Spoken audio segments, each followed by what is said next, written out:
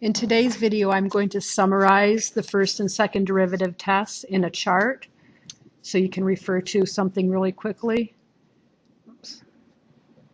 Summary of first and second derivative test. So let's set this up in a chart format. This chart is going to have 3 columns, and the first column will be use. What do we use these things for?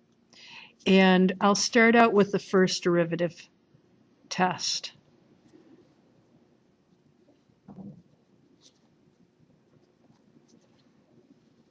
So here's your first thing. And then after we write down what its use is, then we'll write down the method. Algebraically, what do we do? And then I'll give an example. So nothing here is totally new from what you've learned over the past few days on the videos, but like I said, sometimes it's nice to have just a summary chart to refer to when you're going through some problems, because it's easy to mix up some of these things. So first of all, the first derivative is used to find critical values.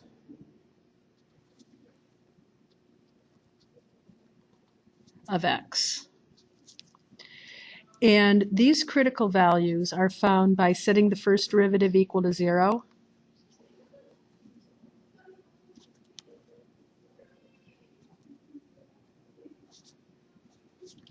And for example, let's say we have f of x is equal to 3x to the 4th minus 8x cubed plus 2.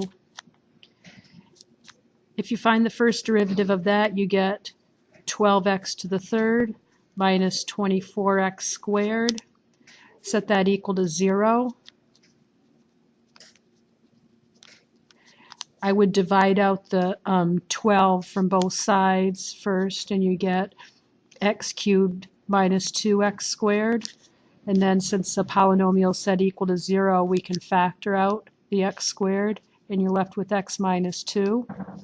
And so x equals 0 and x equals 2 are the critical values. So that's the one thing it's used for. The second thing you can use it for is to determine the intervals on which the function is increasing or decreasing.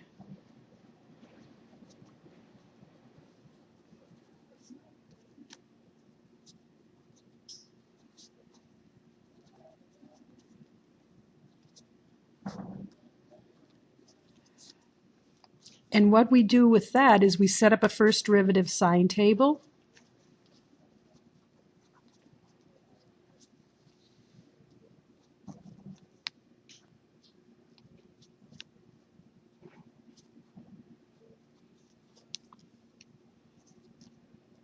And after we set up the sign table, when the first derivative is negative,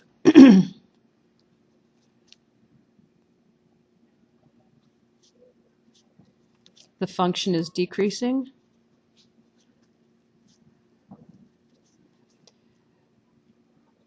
When the sign is positive, f of x is increasing. So we'll just go from this example up here. The critical values are 0 and 2.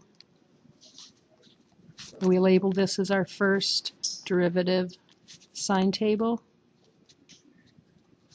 Now what you have to plug in, these test points less than 0 and between 0 and 2 and greater than 0, you have to plug this into the first derivative. So the first derivative is 12x cubed minus 24x squared. So if you plug in a number like -1, you're going to get a negative minus another value, which would make this more negative. So this would be a negative. If you plugged in x equals 1, you get 12 minus 24, which is another negative value. And then anything greater than 2, you plug in and you get a positive. So since these values are negative, this function is decreasing from negative infinity to 2.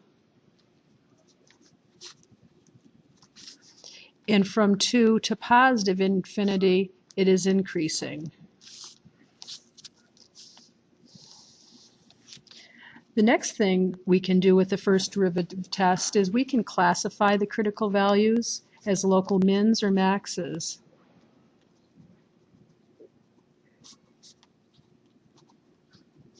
The critical values I call CVs.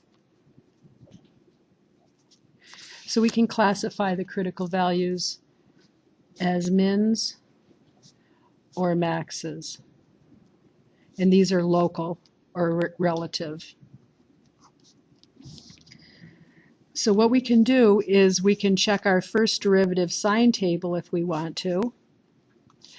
And when the sign changes from minus to plus, the graph goes down and comes up, you have a local min. And that local min would be at that critical value of x, and then f, the original function of that critical value of x. So this is the x and y values for the local min or the local max. And when the sign changes from plus to minus,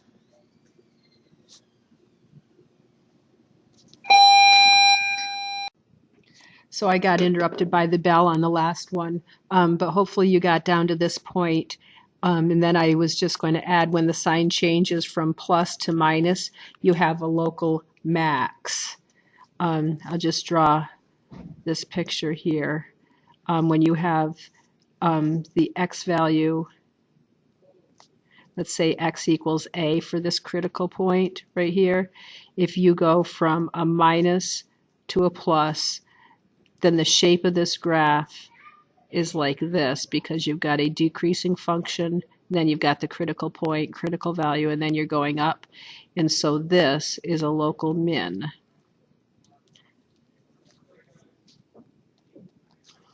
And then on the other hand, if you have x equals a, so the minimum is at x equals a. So if you have a plus to a minus on your sign table, the graph is increasing. And then it starts to decrease right at this point, so then you have a max at x equals a. But if it goes from plus to plus or minus to minus, it's neither.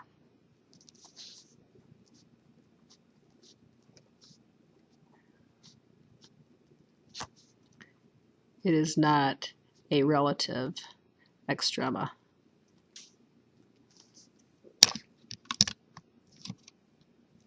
So for this example up here that we did, in this particular example, we have a minus to a minus. So this example, x equals 0 is not a local extrema because it went from minus to minus, but x equals 2 is a local min because the graph goes down and then it starts to come up.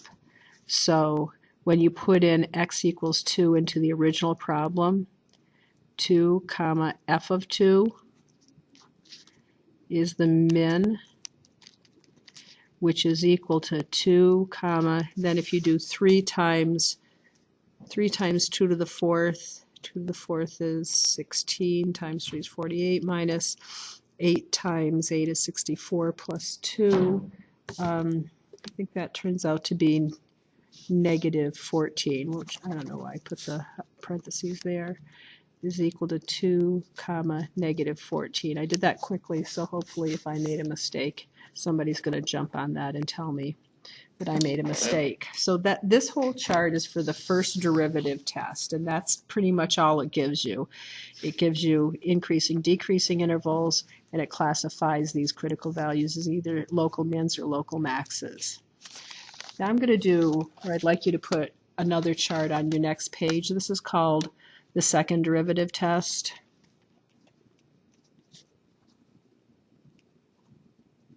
What the heck is the second derivative test used for? Let's see, make sure it looks like this. The use, the method, and an example.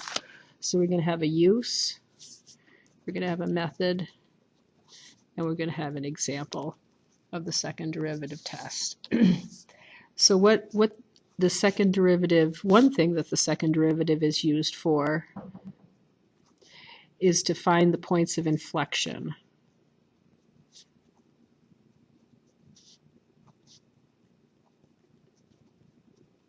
And a point of inflection is where the concavity changes.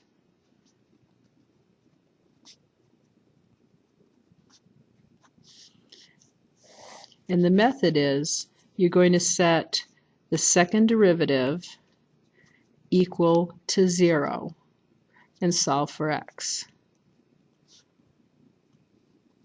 That'll give you a potential point of inflection.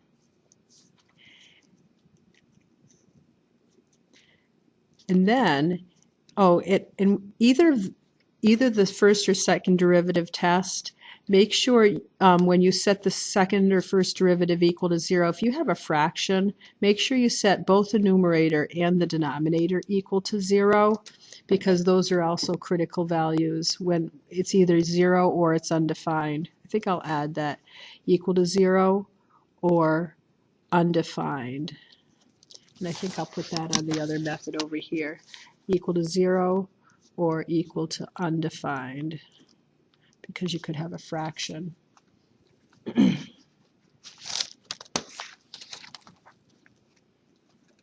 All right, and a point of inflection is where the concavity changes. So you're going to set the second derivative equal to 0. And after that, you're going to set up a sign table for the second derivative.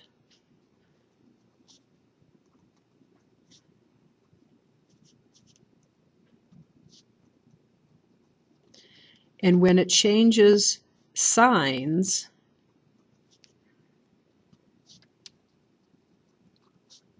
from either plus to minus or minus to plus, you have an inflection point.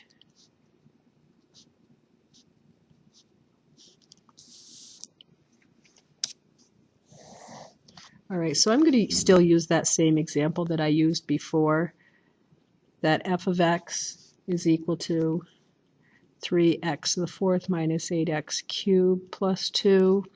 And we found the first derivative to be 12x cubed minus 24x squared. And then we found we can find the second derivative. 12 times 3 is 36x squared minus 48. And now if you set that equal to 0,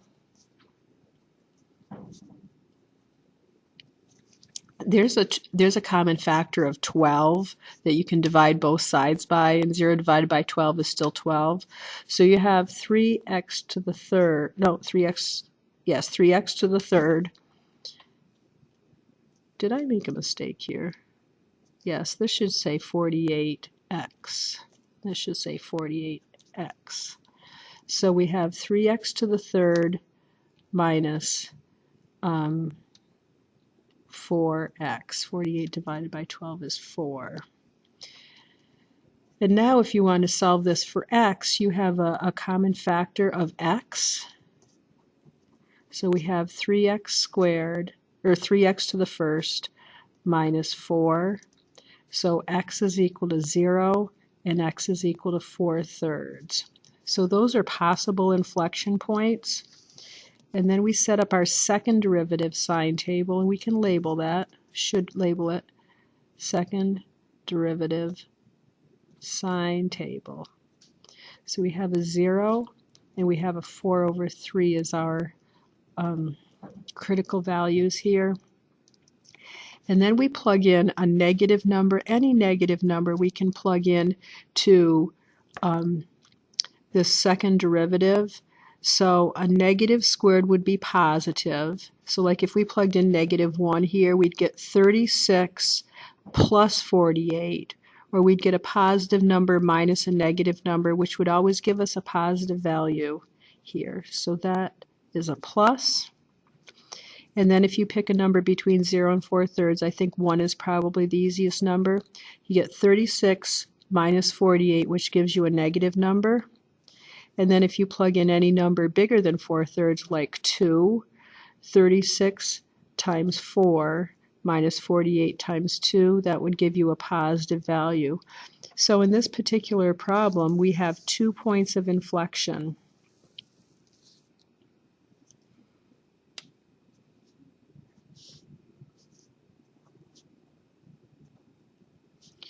And that is x equals 0, x equals 4/3.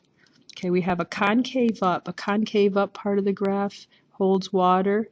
Then we have a concave down part of the graph. And then we have a concave up part of the graph. So when x equals 0,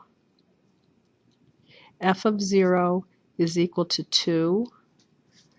So there's one inflection point. And now we have x equals 4/3.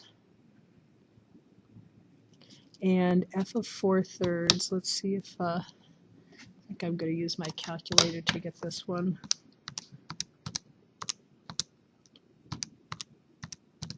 X to the 4th minus 8x to the 3rd plus 2 will be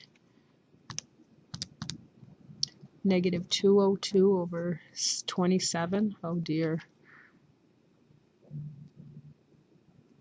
And I'm sure that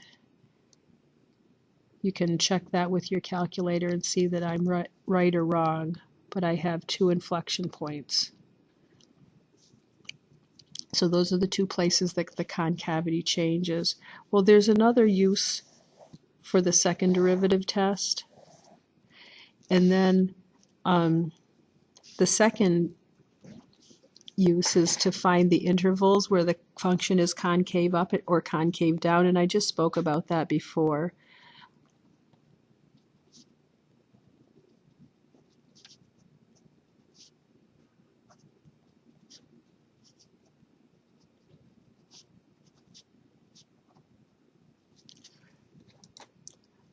All right, so what we have to do is we have to test some x values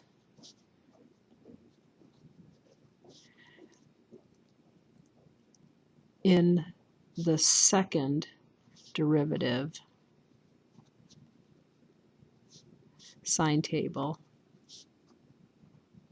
to the left and right of the critical values.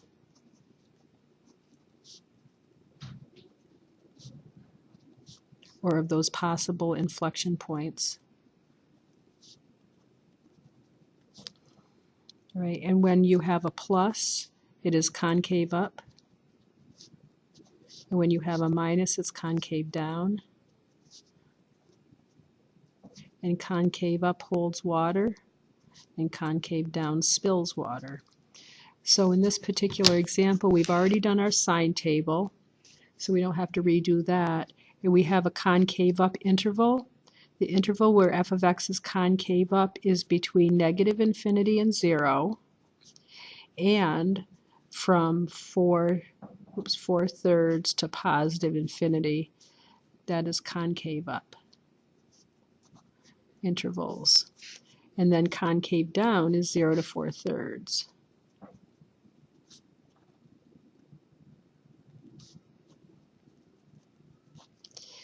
And then there's a third use. The third use for the second derivative test is that's when you can find the local mins and maxes without going through a first derivative test. So find relative extrema without a first derivative sign table. Maybe the first derivative sign table is too complicated, but then when you get a second derivative, maybe it's a much simpler function to evaluate. So you can get relative extremas sometimes a lot easier if you use a second derivative test. So the method to do that is you're going to find x values where f prime of x, the first derivative, is equal to 0. And then you're going to plug those values into f double prime of x. And if this is positive, then what you have is when f prime of x is equal to 0, and you have a concave up graph, you have a local min. And if this is negative, you have a local max.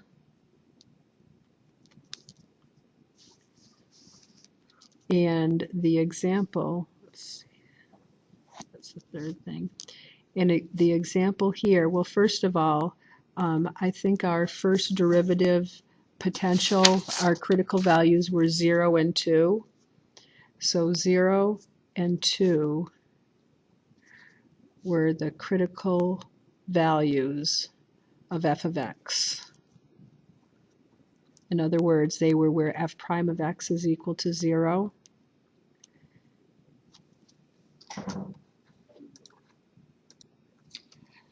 So what we're going to do is we're going to plug 0 and 2 into the second derivative. So if you have the second derivative, f double prime of 0, this first critical value, remember the critical values is when f prime of x is equal to 0. Well, if you plug 0 into the second derivative, which was 36x squared minus 48x, you get 0. Well, 0 is neither positive or negative, so that's not an extrema. And we knew that from the first derivative test, but let's say we didn't know that from the first derivative test. Anytime you get a second derivative equal to 0, it's neither concave up nor concave down, so you know you don't have an extrema there. Now let's do f double prime of 2. Now when we plug in 2 into this, you can already see that from our second derivative sign table, anything bigger than 4/3 would give us a concave up portion of the graph. So f double prime of 2 is equal to some positive number. So the graph is going to be going like this. So x equals 2 would be a local min from the second derivative test. So 2, comma, I think we found the value of 2 comma negative 14 is a local min. So like I said, none of this is new.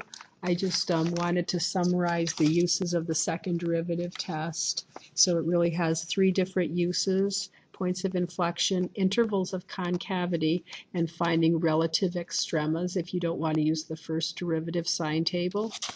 And then the first derivative test, it has 3 major uses: finding the critical values, determine where the intervals of the function is going up, increasing, or coming down, decreasing, and then classification as either mins or maxes using this whole first derivative sign table. And that's it for today. See you tomorrow.